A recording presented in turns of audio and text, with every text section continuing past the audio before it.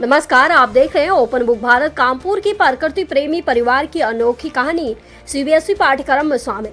नगांव असम कानपुर के प्रकृति प्रेमी धरनी सैकिया के परिवार की 15 साल पुरानी सच्ची घटना अब सीबीएसई कक्षा 10 की अंग्रेजी किताब वर्ड्स एंड एक्सपीरियंस 2 यूनिट 6 पृष्ठ 75-76 में बेबी भगत नाम से शामिल हो गई है। इस खबर से पूरे कानपुर में खुशी की लहर दौड़ गई है।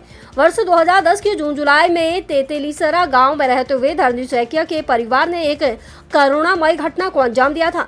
कानपुर के पालीगुड़ी में एक नारियल के पेड़ से करीब 10 दिन का झूमर बंदर का बच्चा गिर पड़ा। वन्य जीव सुरक्षा समिति के तत्कालीन सचिव दिवंगत लोसर द्वारा उद्धार के बाद एक उल्लू उसे उठाने की कोशिश कर रहा था। इसी दौरान धरनी के बेटे पुलिन सैकी ने बच्चे को उल्लू के मुंह से बचाकर घर ले आए। परिवार ने उसे भगत नाम दिया और अपना सदस्य मानकर पाला। उस समय धरनी की पत्नी अंजलि सैकी अपने 6 महीने के छोटे बेटे गिवन को स्तनपान करा रही थी। उन्होंने भगत को भी अपना दूध पिलाकर उसकी जान बचाई और दोनों को जुड़वा बच्चों की तरह पाला। भगत भी अंजलि को अपनी मां मानने लगा। आज 15 साल बाद इस कहानी के पाठ्यक्रम में शामिल होने पर धरनी सैकिया परिवार समेत पूरे कानपुर वासियों में उत्साह का माहौल है।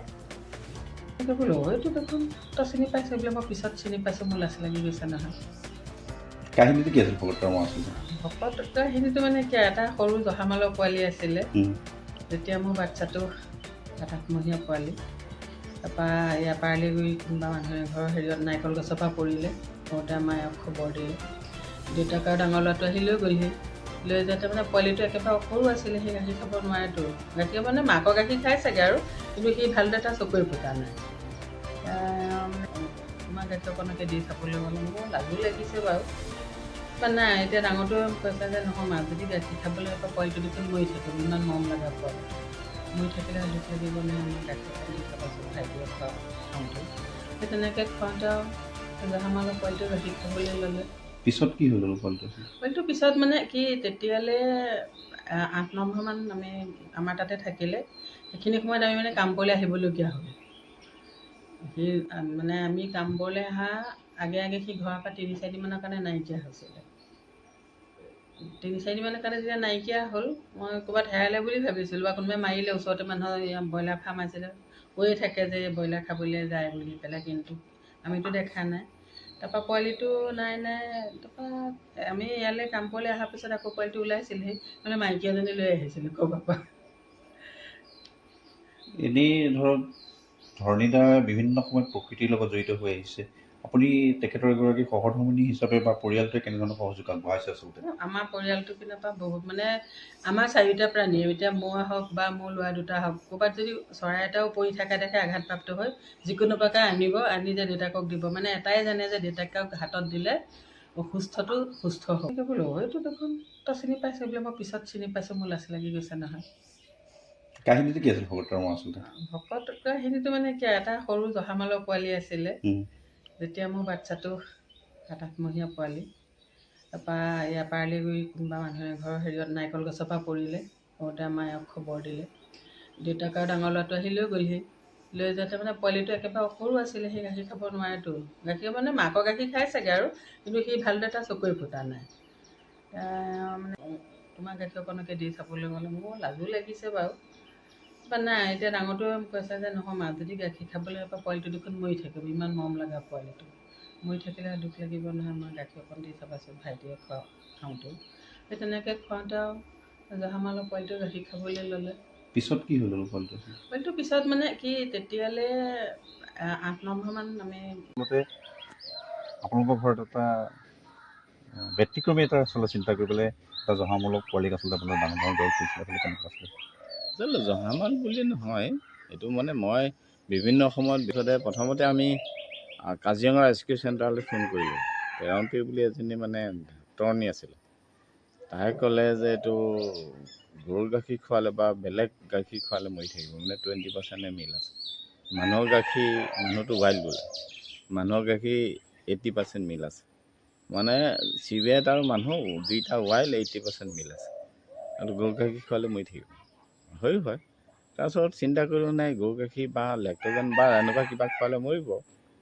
সেইকাৰণে তাক সেই মাইকী মানুহে মিছেছে মানে বুকৰ গাখীৰ, আৰু এইটো মোৰ কাৰণে বুলিয়ে নহয়, প্ৰকৃতি প্ৰেমী বুলি বা ৱাইল্ড লাইফটো যে বচাব লাগে এটা ভাল এটা হৈ গৈছে। মই ভাল পাইছোঁ। আৰু এটা কথা হৈছে ঠিক যে বহুত মোৰ বন্ধু বান্ধৱ আজিৰ পৰা হয়তো বা এই মানে কোৱা নাই, ইয়াৰ আগতো কেইটামানে কয়, বন্ধু বান্ধৱে কয় এইবিলাক এটা ৱাইল্ড এনিমেল বচালে এতিয়া ভাল চাই গল হওক বা বেলেগ জীৱবিলাক বচোৱা যায়। সেই বচোৱাওঁতে মানে আমাৰ যিটো কষ্ট বা যিটো পইচা খৰচ হয়, এইটো কি অদৰকাৰী কাম এটা কৰিবলৈ লৈছোঁ। বহুত বন্ধু বান্ধৱ পৰিয়ালে মানে হাঁহে ইটিং কৰে, পাগল বুলি কয়। এতিয়া মানে পাগলটোক যে ভাল বুলি কৈছে, মই ভাল পাইছোঁ। এতিয়া পাগল বুলি আৰু শুনিবলৈ চাগে মই এটা জবাব দিব বোলে ৰাস্তা এটা ওলাইছে। এনেই আপুনি বিভিন্ন সময়ত বৃক্ষৰ ৰোপণকে ধৰি বিভিন্ন ক্ষেত্ৰত আচলতে প্ৰকৃতিৰ লগত বিভিন্ন সময়ত জড়িত হৈ আহিছে। আচলতে কেনেধৰণৰ মানে বিভিন্ন ধৰণৰ বুলিনো কি আৰু এতিয়া গছপুলি ৰোৱা আমি আজি 90 বৰ্তমানলৈকে চনৰ কিমানমান ৰুইছে বাৰু? প্ৰায় 50,000মান গছপুলি ৰোৱা গৈছে। এইটোতো গছপুলি বিভিন্ন জেগাত ৰোৱা হয় আৰু সেইটো মতে ৰুই প্ৰতিপাল কৰা হয়। অকল ৰোৱানে নহয়, আমি প্ৰতিপাল কৰোঁ, ইতিমধ্যে কৰিয়ে আছোঁ। আৰু ইফালে সেই দীঘলী বিলখন এইবছৰ খুব সংকটত পোৱা যেন দেখিছোঁ।